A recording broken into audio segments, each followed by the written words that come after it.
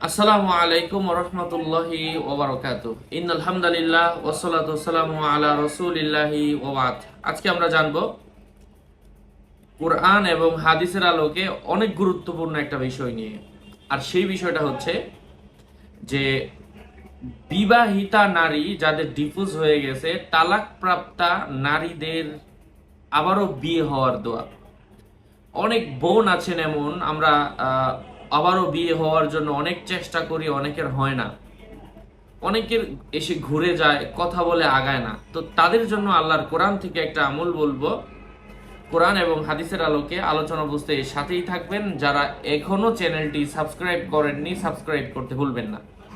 প্রত্যেক ভিডিওতেই বলি, ভেরিফাই চ্যানেলের ডিসক্রিপশন বক্সে ক্লিক করলে আমার পেজ এবং আইডি লিংক আসবে। এর বাহিরে আলাদা আরো অন্য কোনো পেজ নেই।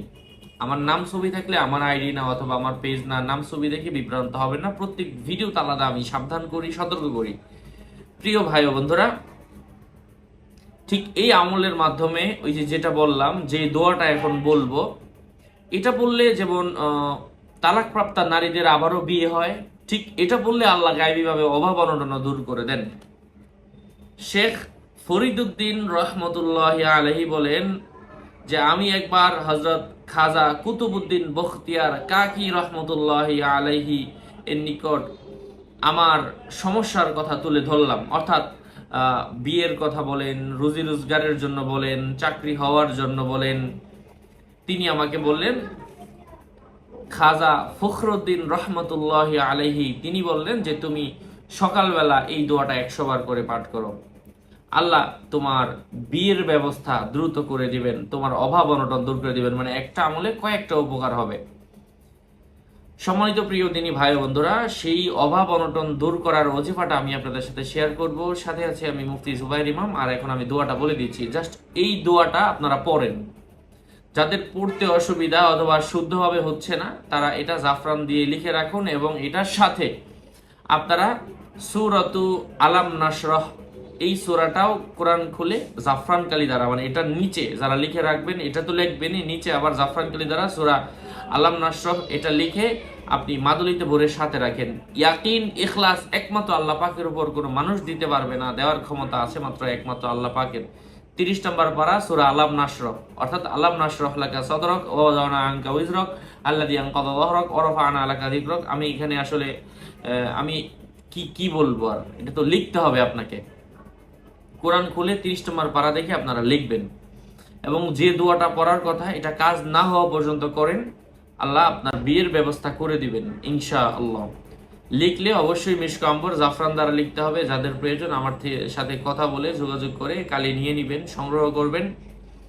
01908183399 এই নাম্বারে যোগাযোগ করে আপনি কালি অথবা লেখার কলম অথবা এই যে আমি যে 16,000 17,000 ভিডিওতে যা যা দিয়েছি সবকিছু কিতাবটাও চাইলে সংগ্রহ করতে পারেন। এখন দোয়াটা শুনেন। ইয়া দাইমাল ইজ্জি ওয়াল বাকাই ইয়া যাল জালালি ওয়াল জুদি ওয়াল আতাই ইয়া ওয়াদুদু ইয়া যাল আরশিল মাজিদ ইয়া ফাআলুল লিমা ইউরিদ ইয়া দাইমাল ইজ্জি ওয়াল বাকাই ইয়া যাল জালালি ওয়াল জুদি ওয়াল আতাই ইয়া ওয়াদুদু ইয়া যাল আরশিল মাজিদ ইয়া ফাআলুল লিমা ইউরিদ। এখানে ইয়া দাইমাল ইজ্জু লেখা আছে এখানে, কিন্তু হবে জি, ঋষিকার হবে, টাইপিং এ মিস্টেক। আমি এই দোয়াটা আর অন্য কিতাবের মধ্যেও দেখেছি ঋষিকার দেওয়া। ইয়া দাইমাল আরবি কায়দা অনুযায়ী ইয়া দাইমাল ইজ্জি জের হয়, ইজ্জি ওয়াল বাকাই, তারপরে সবই ঠিক আছে। ইয়া দাল জালালি ওয়াল জুদি ওয়াল আতাই ইয়া ওয়াদুদু ইয়া দাল আরশিল মাজিদ ইয়া ফাআলুল লিমা ইউরিদ। আল্লাহ পাক আমলের তৌফিক দান করেন। আরো আপডেট পেতে সাথেই থাকবেন। সকলের মঙ্গল, সুস্বাস্থ্য, দীর্ঘায়ু কামনা করে এখানেই শেষ করছি। আসসালামু আলাইকুম ওয়া রাহমাতুল্লাহি ওয়া বারাকাতুহু।